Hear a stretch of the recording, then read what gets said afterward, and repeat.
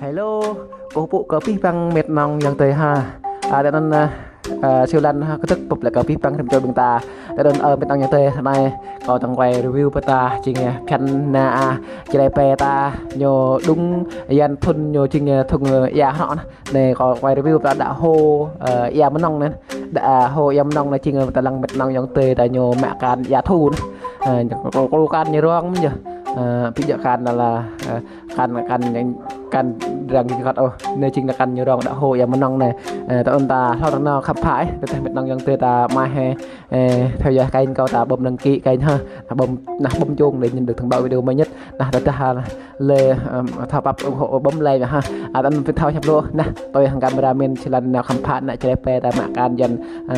ya thu thép phạt ác này như vậy nè let's go. Này mình đang nhìn thấy này có chụp siêu lan cần cao đây tụi này chụp bưng cán giờ về đây lăng khỏi là cán còn này tụi con cũng tùy thôi lăng hình giờ ta tọa cả mì bị bưng đang thu lưng trong cá chép vậy chứ này tụi con cũng có ai cũng mà đã tạm quang lại tùy của cả mì gặt tùy lười cũng này tình sạc làm nó sắc tôm tươi muông kèm ấy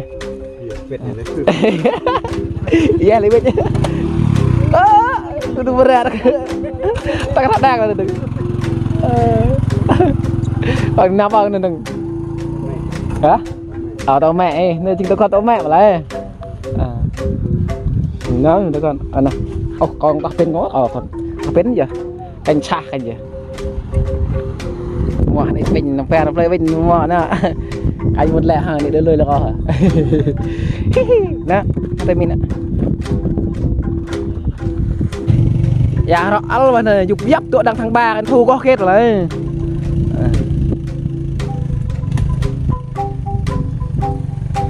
là dapat punya này như bu nên mệt nên kiện như bu là cái ngại như đã sạch này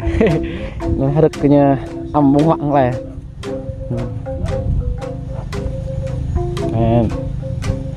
tao mà là tao có ăn này cái như cái vừng này đấy dạ đặc nưng vẫn là ấy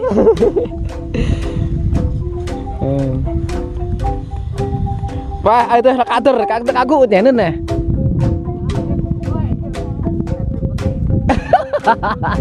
là ép thêm vào tay đây là cái điều này đây là cứ lưỡi như cái này là chuẩn bị vào nợ nhờ cái túi này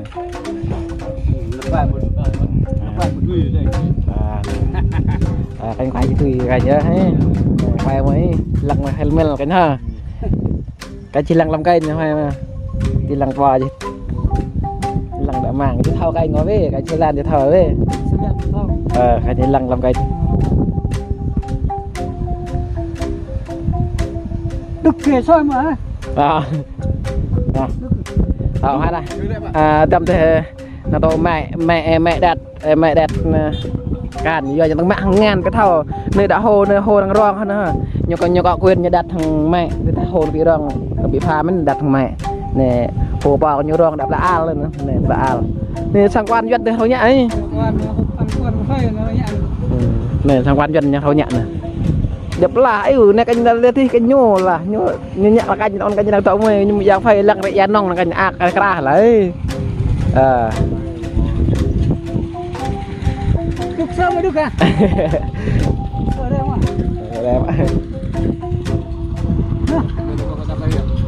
cái đây chọn được cua thôi không phải cua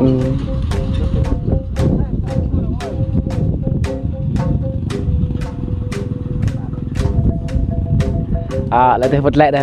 mà còn vừa can nhà can vợ này ăn mì luôn dẹp con lợn cái là có nhiều tôi đang play là can như là đang đây lằng từng tập vào đây tham gia với này khám phá mới tôi đang nhìn thấy đây đang ta đây can con nên con đã thui hết này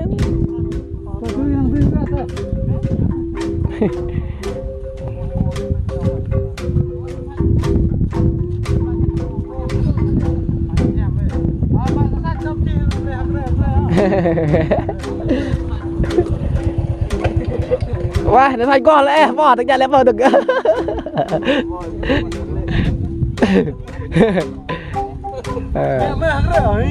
Con dặn là tôi kami làm cho nó bằng kami thân. Làm bằng đít vội lẹ.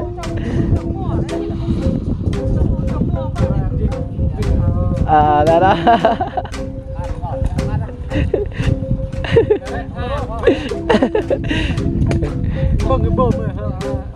Đó như họ đấy, như họ bằng vội như nó còn kami như này mà. Như đấy phá kami. Này nhìn này, tôi cái nhờ nó bắt đầu nào không phá cái nhờ tùy nhọn rồi này. Này bắt đầu này, đây. Nhọn này lâu anh đi cái thao đây. Bắt đầu này. Đã thôi, mau kami có do là kami đam mê có nhiều bị hạ bừng nhà tăng hạ bừng hạ chép. Này tập cấp ở đây tập con nó được quay về lăng cái nhờ tùy heo người lại chơi phe tầm mùa thu hoạch mạ can này đã hồ gia nong này ha. Này bây giờ hồ đơn giản hồ bọc này, cái cả này hồ gia nong này ăn tặng niệm nạm kia này. Hồ này trình gì nhờ đại kia thằng lầy mình ta đó mình lên hồ trên ra nó mạ can này đang học thì pha bên mạ can lại bị hồ trên thì ra nộp tập lề dòng can ta đòn nên bị hồ mình ăn này nhìn lên nhà can nó còn lằng đó đây là lăng can bác thằng tươi này cần thằng tươi này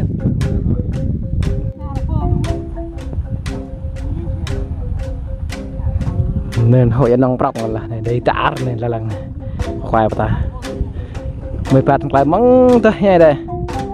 tới hay để ngọt xe luôn tên mừng tới vào đây mới đèn này với ngọt phần này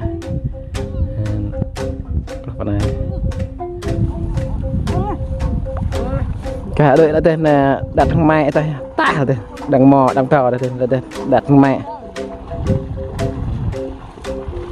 về cái nhiều tạ con chuẩn bị đăng tươi giờ con nhiều hơn nhiều như là con là đơ nhiều hai cần cạ ta tươi này cạ hạ rải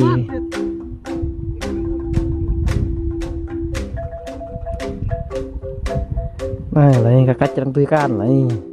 ta đã nhọc bị nhọc là đâu đây tươi ai để là để nó lẩu đấy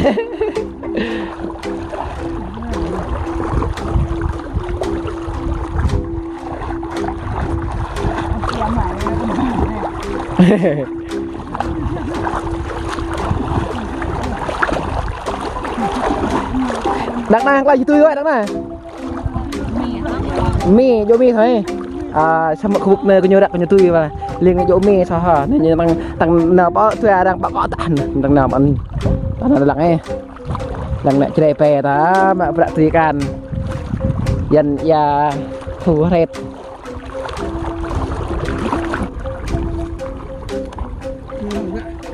nên tiếng dẻo nữa về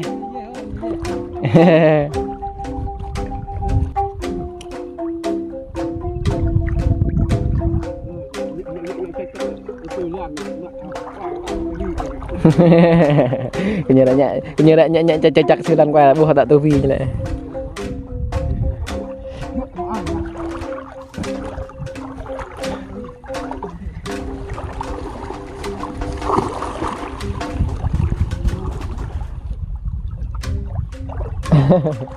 sao vậy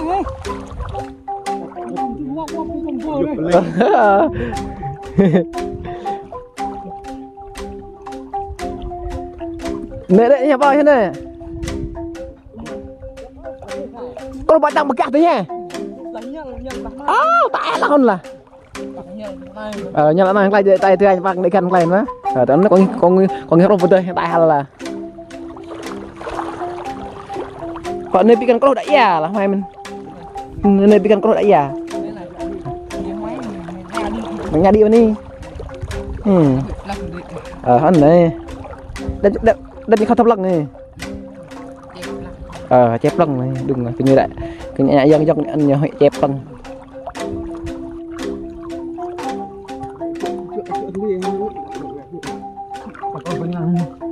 nó có về này như vừa nó vừa tôi quậy đang rì như là khả năng chắc là cách lưu tùy là ta phải thao tùy vị mình cho ta thao tùy chỉ như vậy là ăn chạ đệ lắng đệ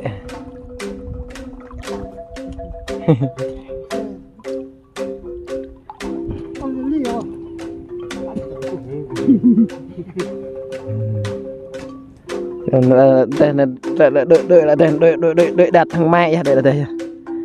nhà chả đây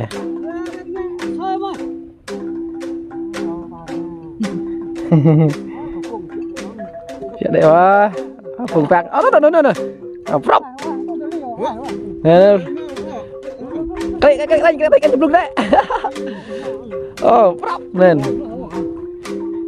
lầm cái này từ từ aja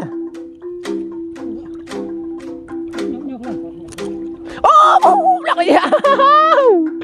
cái kali đẹp luôn đấy hạt bông bồ anh chả nhép con bé mày lăng đều à phim họ đã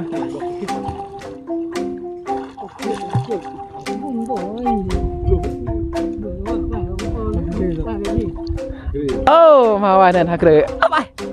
lu lah mau anh hak re nè ok kre chép cah nhảm ha cah nhảm ha giờ makan mana này makan lah jangan lah cek lắm nó bơ đi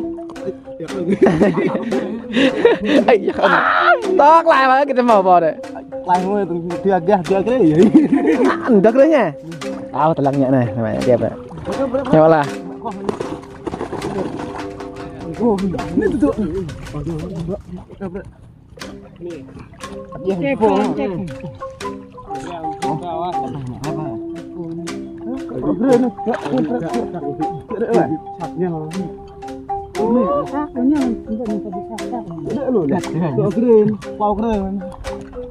thử đi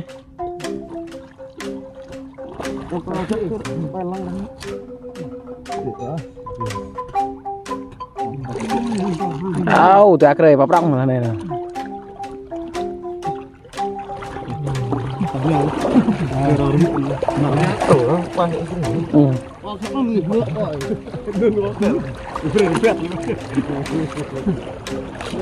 ra cái này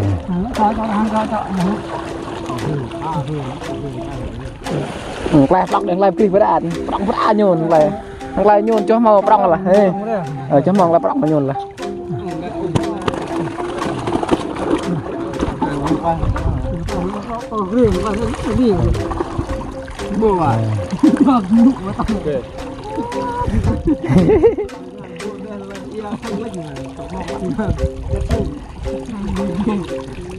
anh đã bị lút vô có cái bọn bị sai bằng vô đã nhẹ vô mà nhẹ chắc à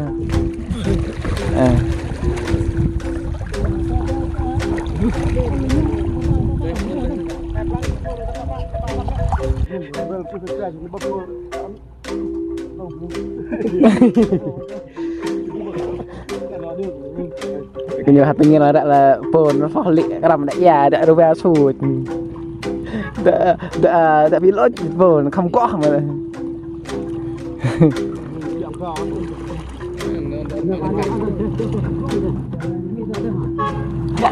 nè này ta lăng đang nhô băng choang phải nạp từng là tuy đợt hai rừng ta lăng này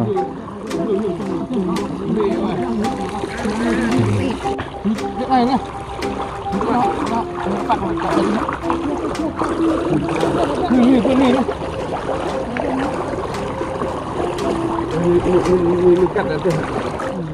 hồi anh nòng lô là đang review quay của phim quay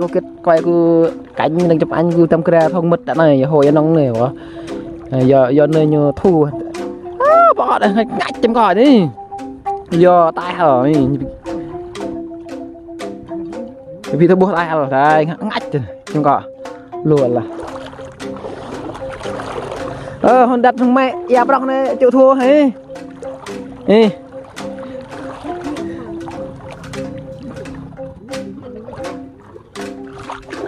can anh con thằng ba anh ạc ấy nhiều tập rong nhiều yôn một chỗ ha nên tại gia tập rong vậy chắc là nè ta lăng ha tiếp tục ta lăng cái nhiều tươi từng áo hiểu chắc là mà họ chập re mừng play re với căn đằng nào có thể họ buông cái nhiều tươi can cùng play can cô chập này quay cái nhiều tươi mà hiểu không nè chỉ để phê ta nhiều thu hoạch can nha rong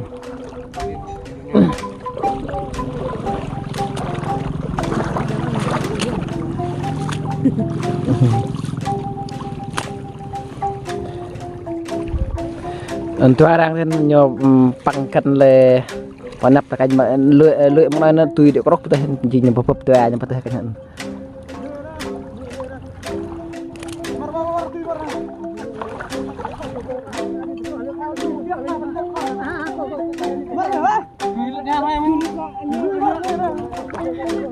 cái nhục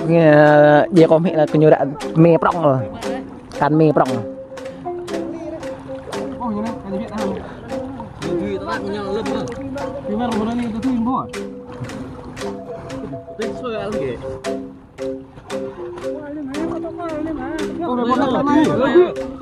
về hiện trường có chứng kiến này đã có nhiều đã buộc mê prong can mê prong ta lặng ha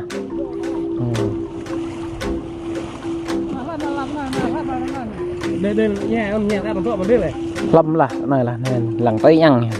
ông một cái ạc mà có ít để mà canh plung nó tới nên lằng lên canh soi là ba món soi chạy đấy phải lằng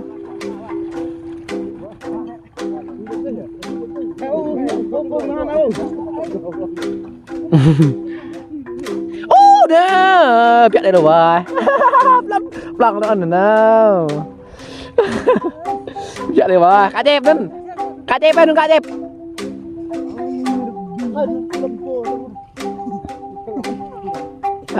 hiểu là lằng thế này này lằng vì nên cam hoa ba xuất nhỉ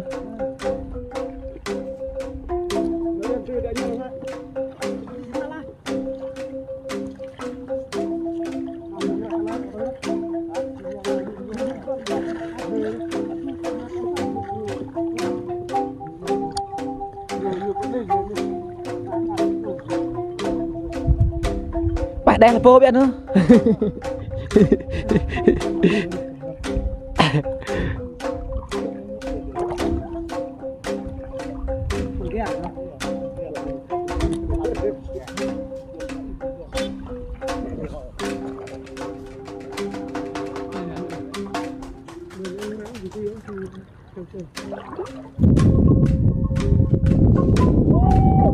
vai thế đang vặn ngọc và cái dầu là tụi con đểกันtên ngọc và cái dầu thì bạn ngăn vào cho nên như tụi con đang đi ra này này để dầu đây là tăng lệ cái đang đánh nhích cắt na lăng nên cứ như hạt câu rồi thảo đá đang hạt đợi tươi này lệch ra là cắt mẹ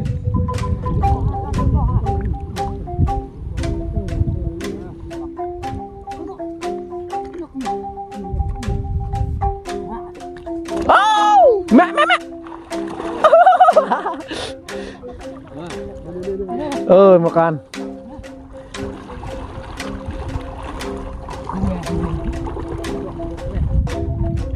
heo biết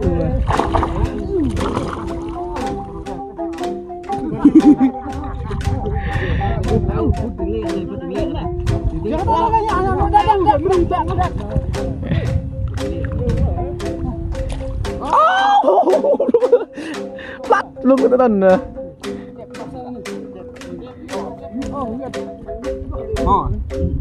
mà mình rồi giỏi quá nôn brong lắc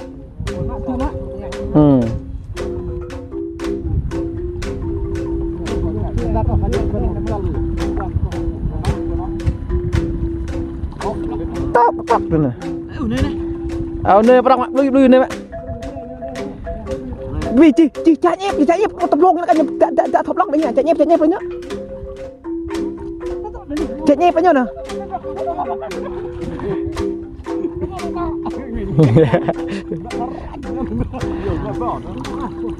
mò chắc là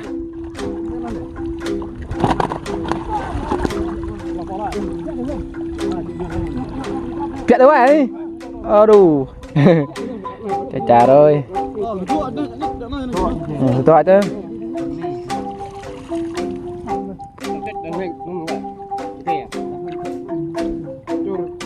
Này là có nhiều vừa nhà mẹ này để phong nó do hết can lại nhiều prong nhiều vị mà mặt mẹ nhiều prong để đặt thằng mẹ này nhiều ra nhiều prong đặt này và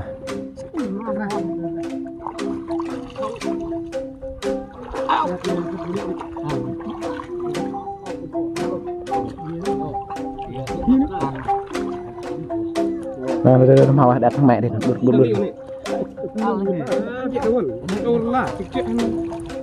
nhảy dọc lướt lầm bọn đấy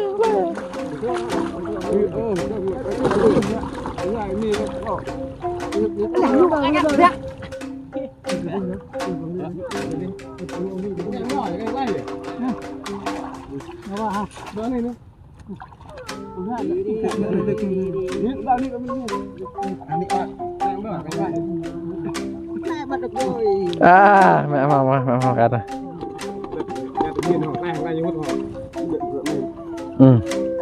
thế hết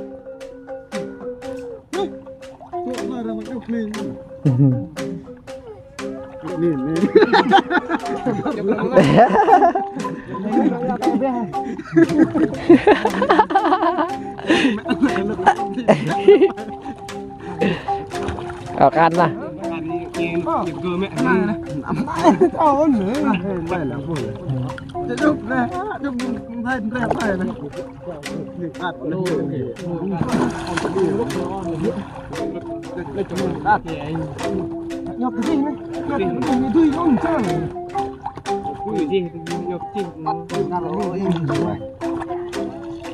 can mà đến mẹ can này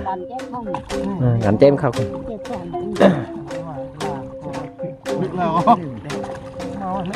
không ấy từ đó đi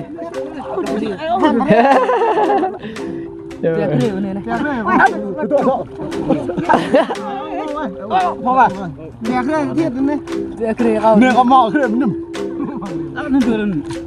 ว่าเดี๋ยวเดี๋ยวก่อนเดี๋ยวนี่พี่แม่ก่อนแม่เอากระเด็นแม่ต้องยังไงแมวเดี๋ยวคนลับเดี๋ยวดึก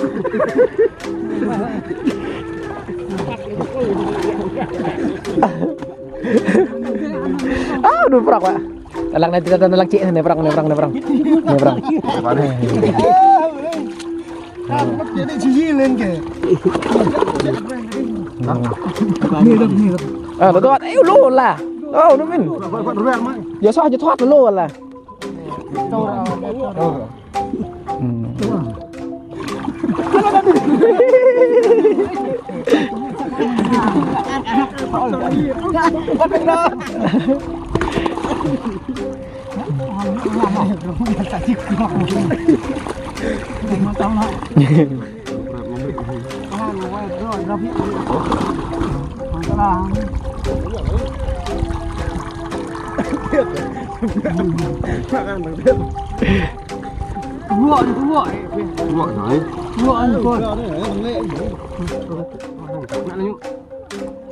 này cái cho pangkat mulai nih jok keren nih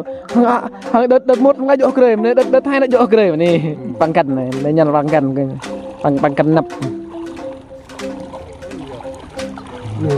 này nhiều việc mẹ vào đừng có ơi đừng có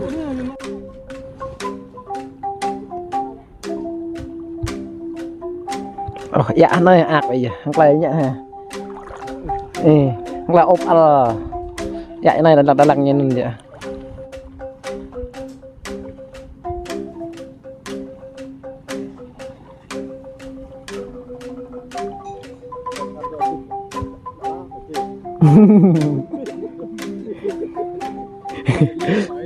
kantor đi đừng kantor đã la tô lah cep nak pi ci ni yil nun alam makanya plug teh kela cecah kela ya leuy nah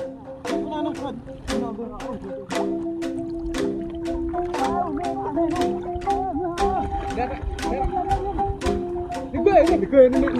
thui ha bạn này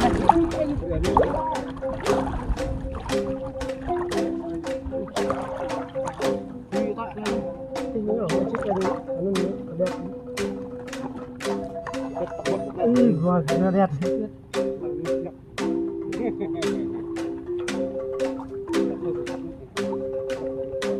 anh lăng lá chăm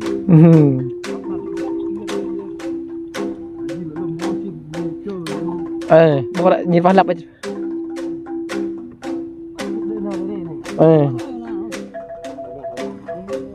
để hai đang tuạn đây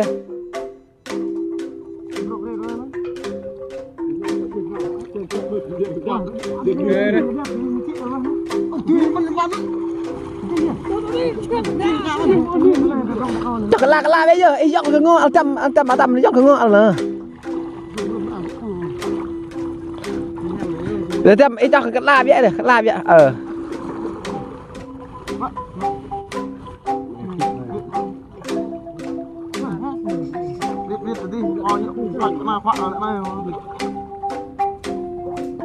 chỉ lắng hả chỉ vừa đắt tụi cho cái nhờ được tắc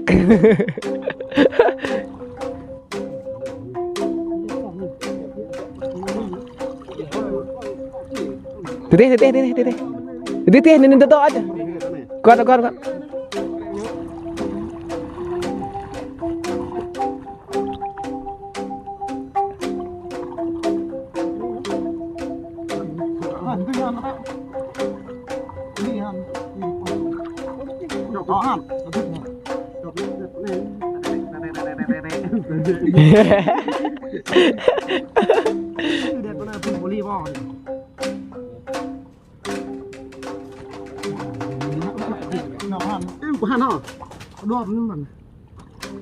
Lang indat duk tu aja kan.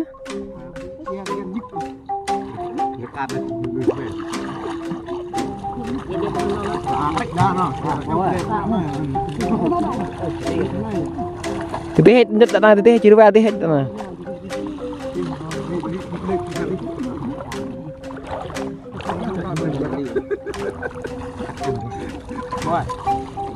Mau đây, ada lang. Serang.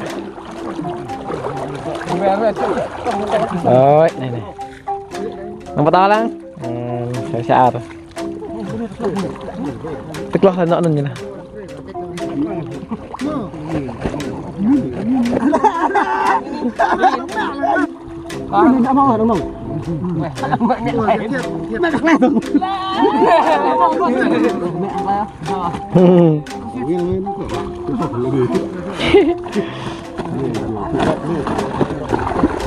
Là pipre trong hạp vậy nghe là dài. Bạn kia là green, một chỉ lạnh. Lên nhưng Mình gua. đang khăn nghe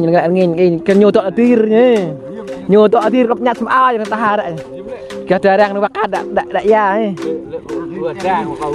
Vừa đang bay lên nữa. Bay dằng ấy. Và đang lại tôi nhìn mày đi tao bạc bôi lại như đại là hòn được nghe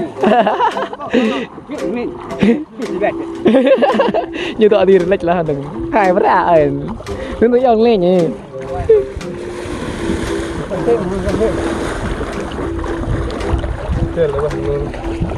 Mà chị nói chứ này. và can đấy không? Phòng ra prong là lal trời khủng lắm khủng cá chép khủng nè rồi đi có chọc chi tôi ăn ai ha này giờ cầm tờ mờ có tá thì phải đây như tôi đây chọc bạc lẹ quá làm bạc vậy nên nó có nè đây cái này để cái trái siêu lan nó canh bôi mà vì đã kênh YouTube cái tên YouTube cái ăn là YouTube bôi mà cái trái siêu lan bôi mà anh nè nó con nè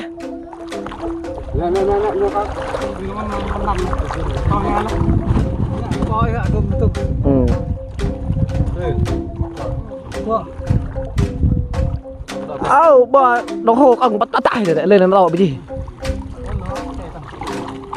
nè ta đi gần ta đi xe tao mưa đi không xe mà ta nào mà ta đây nè còn ha ta này chỉ tươi ác ha còn lẹ nè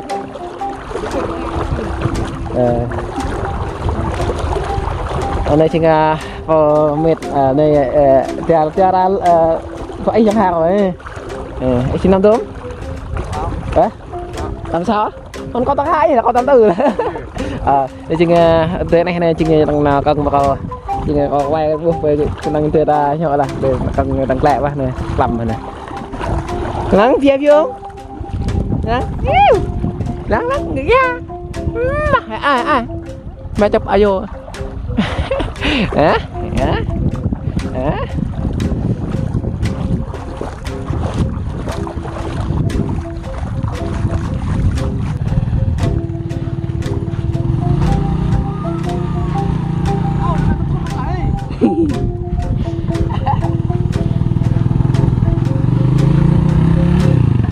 Harang tu ada tak kepala langkan lo lah,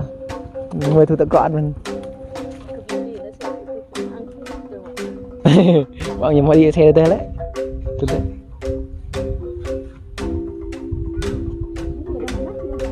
Hết cá rồi. Kia đang đem xuống này.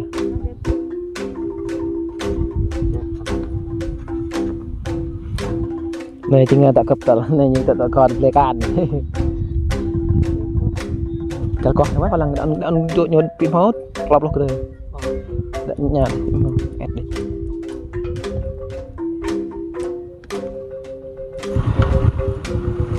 Này dah.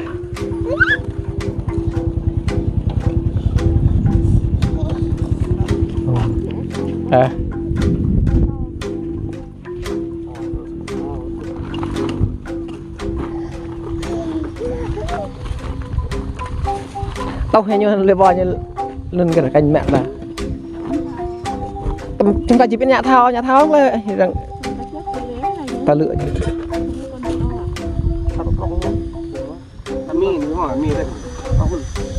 mì bắp rong là mấy cái viên mới bị bưng nghe tao đâu hết nhỉ như bao nhiêu lần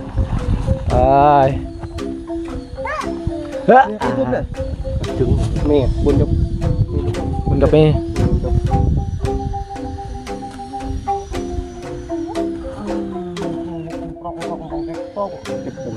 rong itu, mẹ đỡ nắp, đang là rong. Gái số 3 bưng. Chập rẽ này bún nơi cá hồ tự nhiên như vậy bưng nhàm mà, đang hai em kịch cật và cá hồ rong tự nhiên mà hiếm lắm á, rồi chui nhẹ bưng nhàm nhẹ nín, nhẹ đà nín.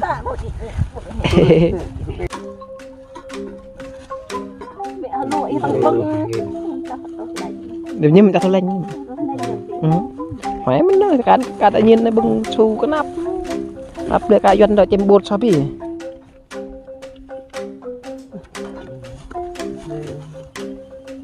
tụi phải